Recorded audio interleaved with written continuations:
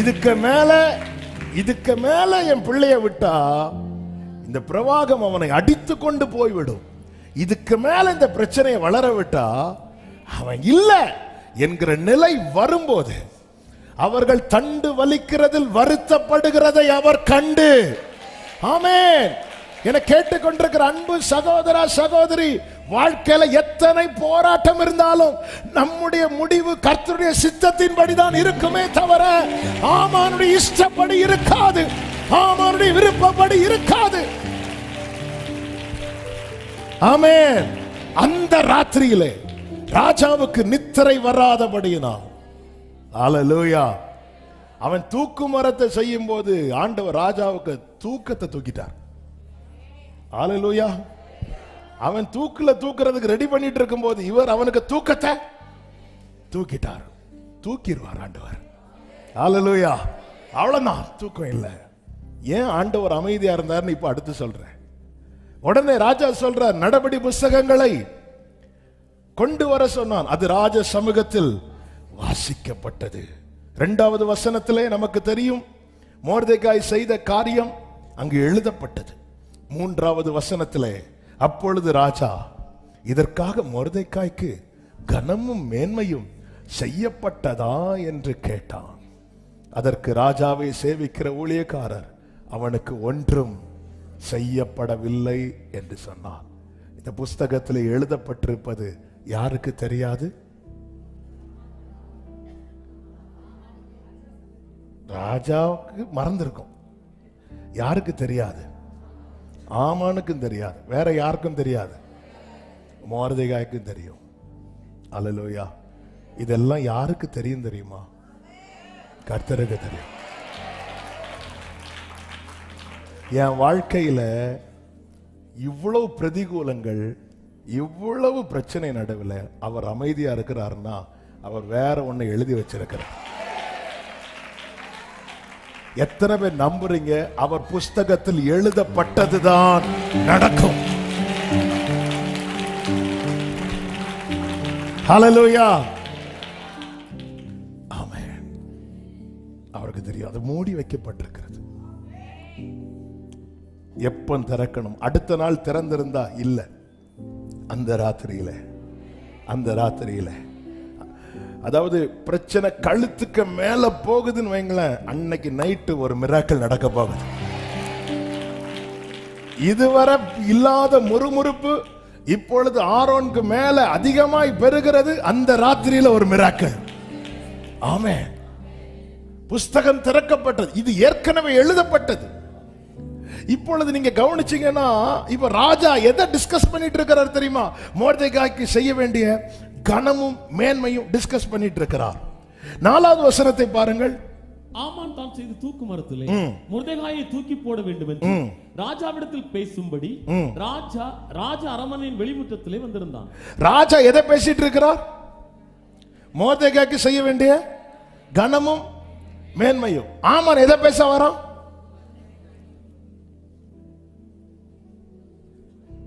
ஆமான் எதை பேச வரான்? மொர்தெகாய்க்கு செய்ய வேண்டிய அழிவும் நாசமும். ராஜா என்ன பேசிட்டு இருக்கிறார்? மொர்தெகாய்க்கு செய்ய வேண்டிய கனமும் மேன்மையும். ஆமான் என்ன பேசிட்டு இருக்கிறான்?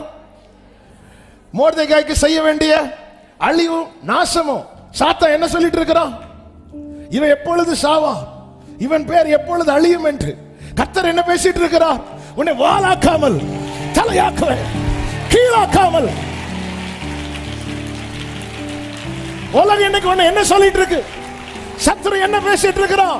இந்த வார்த்தை அல்ல, பரலோகம் என்ன சொல்லுகிறது? கர்த்தர் என்ன பேசிக் கொண்டிருக்கிறார்? என் வாழ்க்கையில நிறைவேற போகிற வார்த்தை. நம்புறவங்க மாத்திரம் கரங்களை தட்டி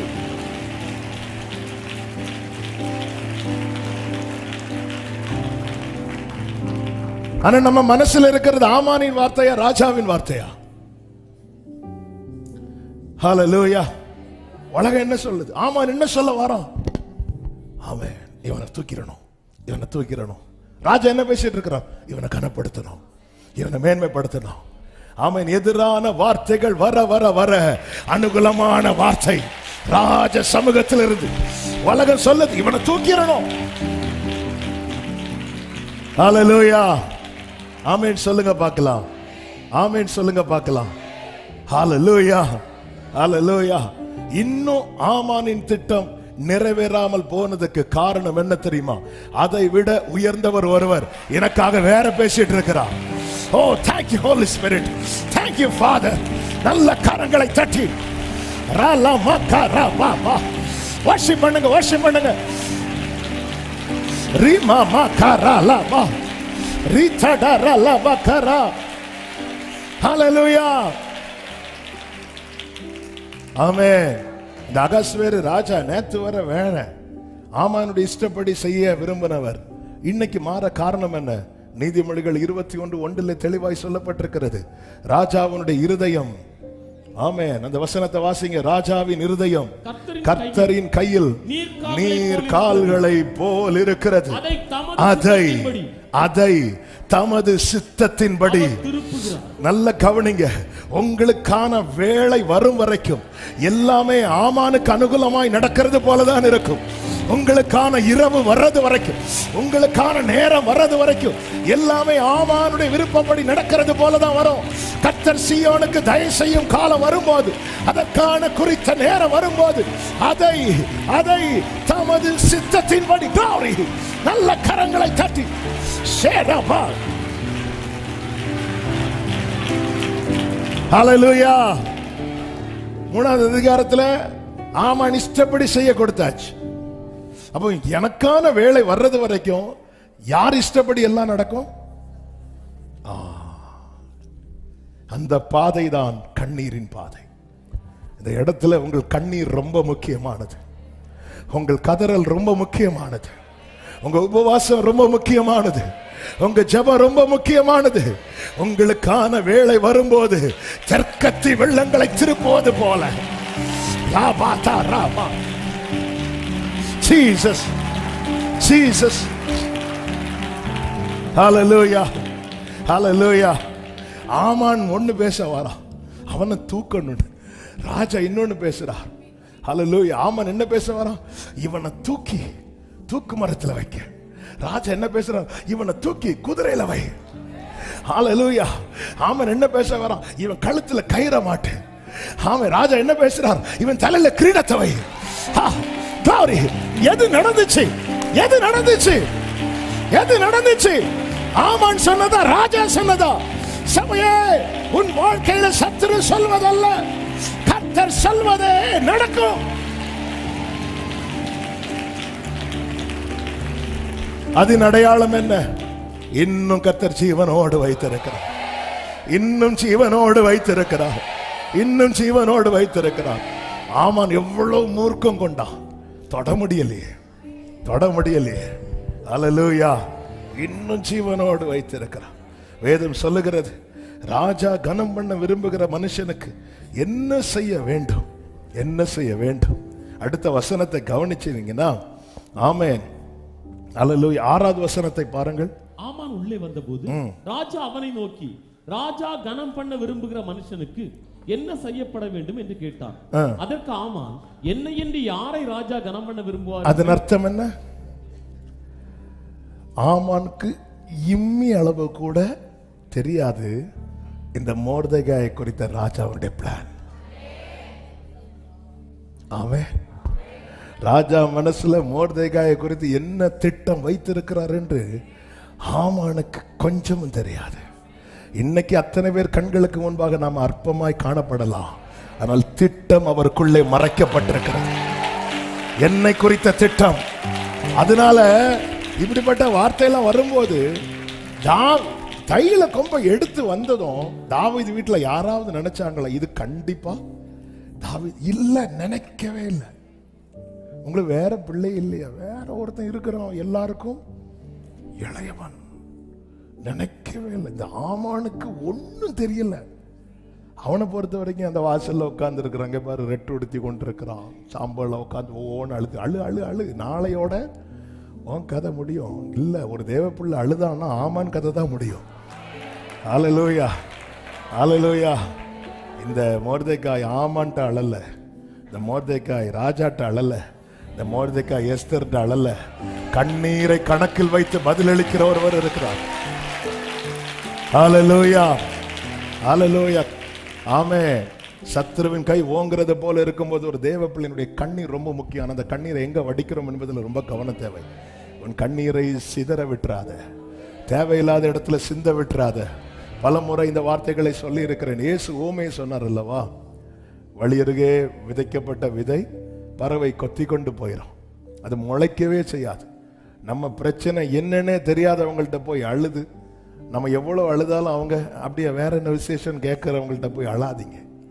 ஹல்லேலூயா. சில விதைகள் கற்பாறையில் விழுமா, அது உடனே முளைக்குமா, ஆனால் ஒரு வெயில் பட்டதும் போயிருமா. அதே போல நம்ம பிரச்சனை கேட்டதும் அப்படியா அப்படி சொல்லிட்டு அடுத்த நாள் பார்த்தா ஃபோன் எடுக்க மாட்டாங்க. இப்படிப்பட்டவங்க இருப்பாங்க. அந்த பிரச்சனை உள்வாங்க மாட்டாங்க, ஆனால் உணர்ச்சி பொங்குவாங்க. கேட்டது இப்படி நடந்துட்டா, அந்த டிவி சீரியல்லாம் பார்த்து அழுவாங்க தெரியுமா, அதே மாதிரி நம்ம பிரச்சனை. அவங்கள்ட்ட எல்லாம் போய் அழாதீங்க. சிலர் பாருங்க, சில விதைகள் எங்க விழுந்துச்சான், முள்ளுள்ள இடத்துல விழுந்துச்சான். அது கூட வளரும் போது முட்கள் என்ன செய்யுமா, நம்ம தலைவலின்னு போனா தள்ளி போய் எனக்கு மொத்தமே வலிச்சிட்டு இருக்கு. இப்படிப்பட்டவங்கள்ட்ட போய் அழாதீங்க. ஆனா சில விதைகள் நல்ல நிலத்துல, அன்னாளின் கண்ணீர் நல்ல நிலத்துல விழுந்தது, அது 100 பலன் கொடுத்தது. வேற யார்ட்டையும் போய் அழாதீங்க. அழணும்னா அந்த அழுகை, இந்த கண்ணீர், இது பேசிட்டே இருக்கலாம், எத்தனை முறை வேணாலும் பேசலாம். ஏன்னா அவர் மட்டும்தான் உபத்திரவப்படுகிறவனுடைய உபத்திரவத்தை அற்பமாய் பார்க்க மாட்டார். ஆமே.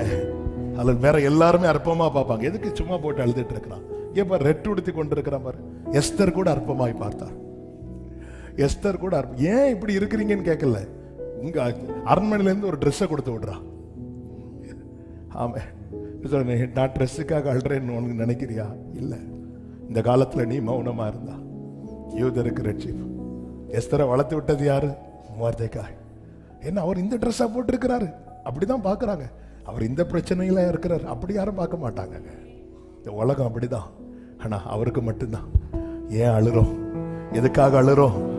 ஆமா, நம் உபத்திரவத்தை அவர் பார்க்கவே பார்த்து, கூப்பிடுதலை கேட்கவே கேட்டு, வேதனைகளை அறிந்திருக்கிற கர்த்தர் உன் அலறல் எல்லாம் ஆர்ப்பரிப்பாய் மாறும், உன் புலம்பல் எல்லாம் சந்தோஷமாய் மாறும்.